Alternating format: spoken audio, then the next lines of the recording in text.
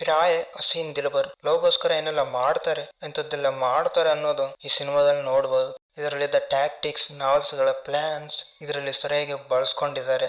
ಇನ್ನು ಇದರ plot point, ಅಗ್ರದ ಪೊಲೀಸರಿಂದ ತಪ್ಪಿಸ್ಕೊಂಡು ರಾಣಿ ಮತ್ತೆ ಋಷಿ ಒಟ್ಟಿಗೆ ಓಡಿ ಹೋಗಲು ಪ್ರಯತ್ನಿಸ್ತಾರೆ. ಆದ್ರೆ ಅವರ ಪ್ರಯತ್ನ ವಿಫಲವಾದಾಗ ರಾಣಿ ಸೌಮ್ಯ ಸ್ವಭಾವದ ಅಭಿಮಾನಿಯವರನ್ನ ಹೆಲ್ಪ್ ಕೇಳುತ್ತಾಳೆ. ಇದು ಇದರ ಮೇನ್ ಪ್ಲಾಟ್. ಇನ್ನು ಇದರ ಜೋನ್ರ ಬಂದು ಡ್ರಾಮಾ, ಥ್ರಿಲ್ಲಿಂಗ್, ಮಾಸ್ಟ್ರಿ. ಈ ಸಿನಿಮಾದ ಸ್ಟೋರಿ ಇವ್ರ ಸುತ್ತಾನೆ ಸುತ್ತಾ ಇರುತ್ತೆ.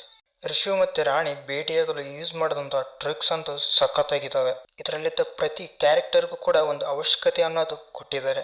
ಇನ್ನು ಸೆಕೆಂಡ್ ಹಾಫ್ ಅಲ್ಲಿ ಪ್ರತಿ ಸೀಕ್ವೆನ್ಸ್ ಮುಂದೆ ಏನಾಯ್ತು ಅನ್ನೋ ಕುತೂಹಲ ಮೂಡಿಸುತ್ತೆ. ಪ್ರತಿ ಕ್ಯಾರೆಕ್ಟರ್ನ ಸಖತ್ತಾಗಿ ಡೆವಲಪ್ ಮಾಡಿದ್ದಾರೆ. ಇನ್ನು ಸೈಕ್ ಆಗಿ ಕಾಣುವಂತ ಕ್ಯಾರೆಕ್ಟರ್ಸ್ ರಾಣಿ, ಅಭಿಮನ್ಯು, ಪೂನಂ, ಈ ಮೂರು ಕ್ಯಾರೆಕ್ಟರ್ಸ್ಗೆ ಡಿಫರೆಂಟ್ ಆರ್ಕ್ ನ ಬಳಸಿದ್ದಾರೆ. ಇನ್ನು ನಾವೆಲ್ಸ್ ಗಳಲ್ಲಿ ಟ್ರಿಕ್ಸ್ ನ ಸರಿಯಾಗಿ ಯೂಸ್ ಮಾಡ್ಕೊಂಡಿದ್ದಾರೆ.